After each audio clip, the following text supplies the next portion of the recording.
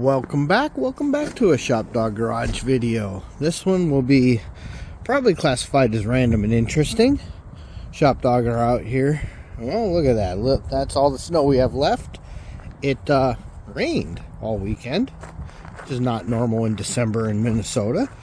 So I just put the Escape in here, and I've got an order in at O'Reilly's for fluids and parts. She just hit 100,000 miles, so we're going to start on some of that. So we're going to do plugs, all the filters. She's due for an oil change, so might as well do that. It is due for coolant flush, so, and in this case it's just going to be a drain and fill. I'm not a big fan of back flushing coolant unless there's an actual contamination issue. Let's see. We just inspected brakes not long ago, which kills me. This is still factory original brakes. We're at 100,000. They're getting low, and I have new brakes up on the shelf. But knowing that I'm changing rotors and everything when I do it, I'm taking every little mile I can get. Let's see, we already put winter tires on, which is good because we have had snow, but it's currently melted because it's nice and warm. The cabin air filter, the air cleaner, yeah, it's kind of what we're going to monkey with. So anyway, it gives ShopDog and I something to do on a nice lazy day where it's kind of gross out. Like many projects, you start at the beginning.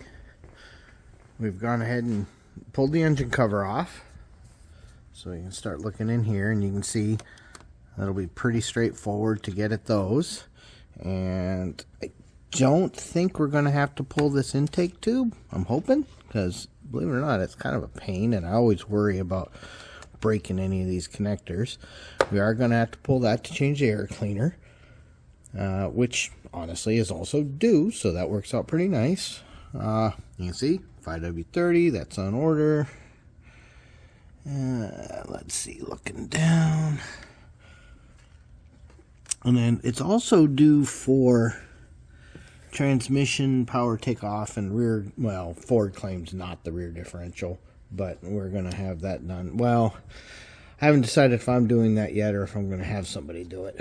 We will find out once I get some quotes on that, because it is kind of a pain. These are meant to be sealed for life, so they're not really set up to be easy to do. They're doable. The PTU is the one I'm worried about the most. So that one, if I have to do it, I have a sucker. I mean, we can get in there and do it. But if I don't have to, you know, we'll see if Keith or somebody wants to do it. But one of the things I got to do at this point is just a nice generic inspection. Make sure everything looks normal. I know this thing's got a block heater. That's literally never been used. Okay. Well, just kind of looking around. You can see a while back, in fact, during the pandemic, she got a check engine light, and it was this purge valve here. And it was failed open, so we couldn't get a Ford part, and we ordered a Chinese part from Dorman, which immediately failed closed, but at least it was closed. And we ordered a Ford part, and 2 years later it showed up. And a while back I popped that whole thing on there. It is a giant snake, and most of it's really straightforward. It's just the evap lines behind the motor are a real pain to get at. So the battery and everything has to come out to get the room. Other than that, it's really not that big a deal. Just that. So, okay, let's go ahead and pick it up. Pull the fairing on the bottom, and I'm going to see if the radiator actually has a drain. I doubt it. I bet we're yanking a hose. Okay, and most modern cars are going to have some sort of skid plate on the bottom. In fact, this one even pulls some air in. And this one is no exception.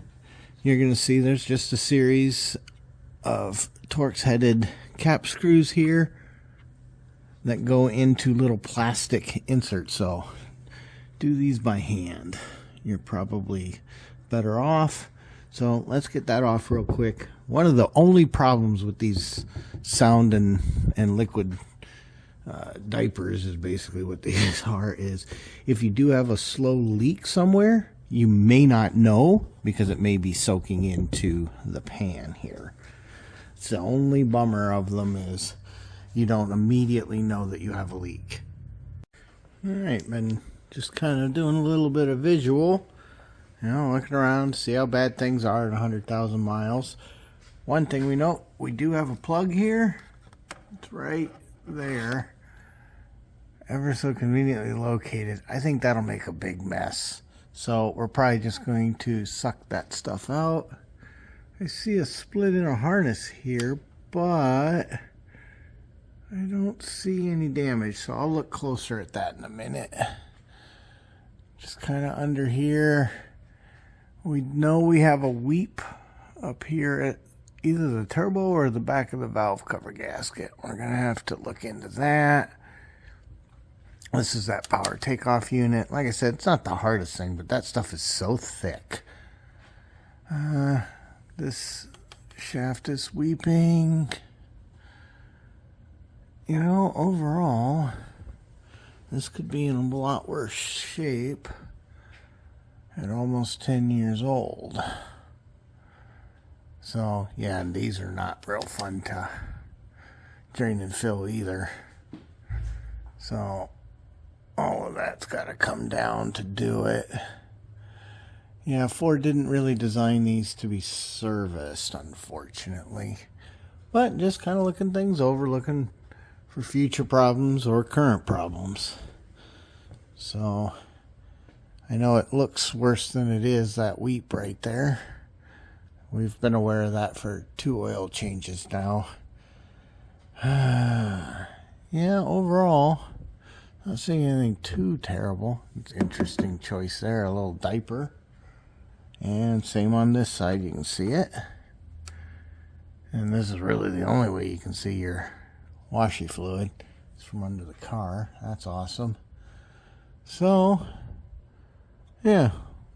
Well, we'll continue. I just got the email from O'Reilly's that all of my stuff has been picked, so I'm going to head to town.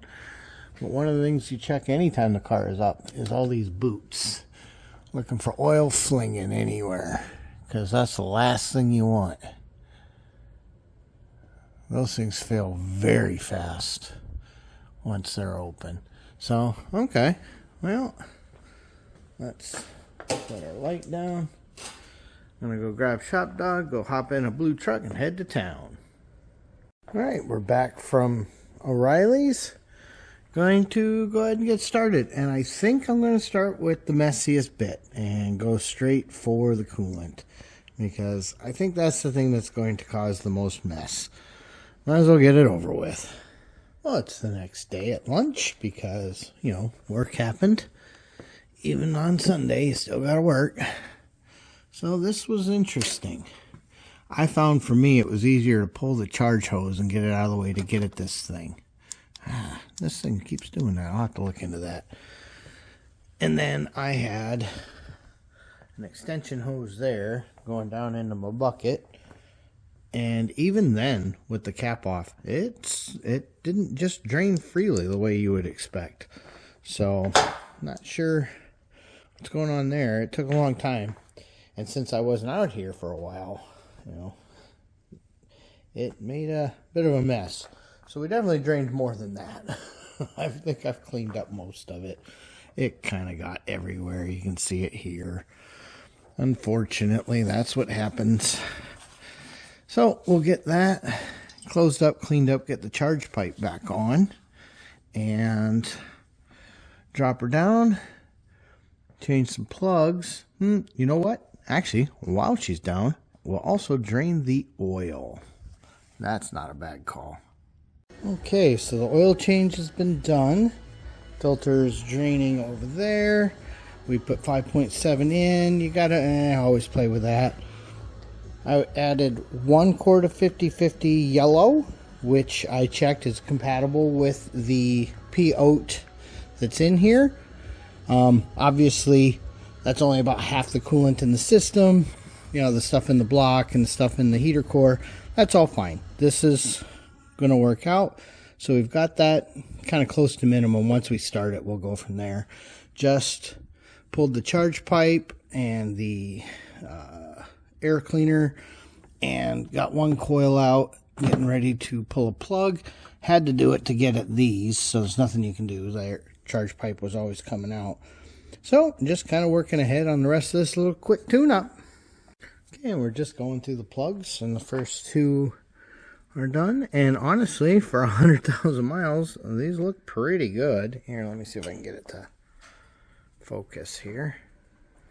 Yeah, let's zoom in and see how that all works. Not as well as I'd hoped.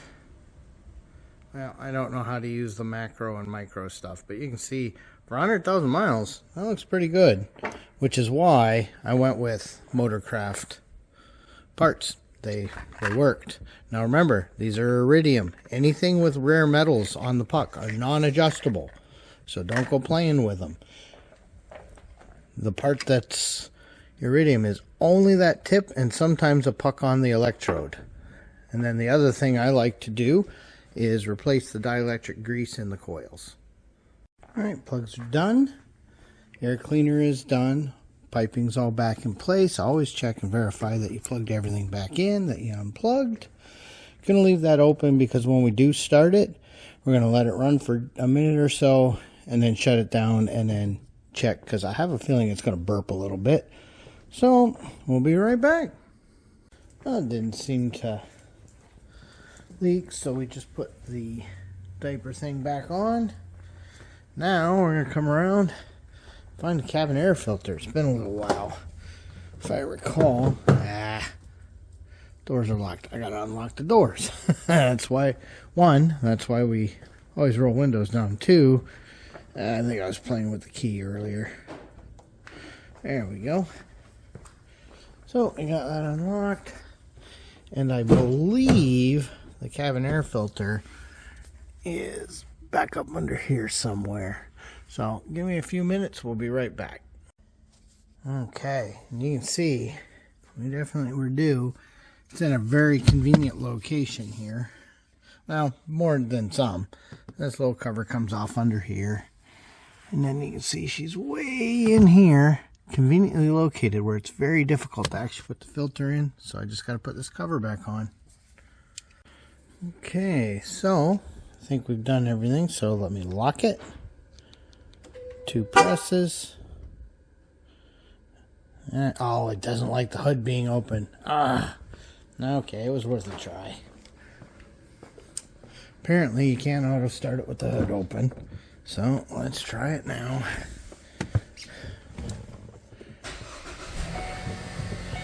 Yes, the hood is open. And the door is open. Okay, so you can see we're cold. We got fuel. No warning about oil pressure. So obviously that worked. Now yes, I have the key in my hand. The car freaks out. Alright.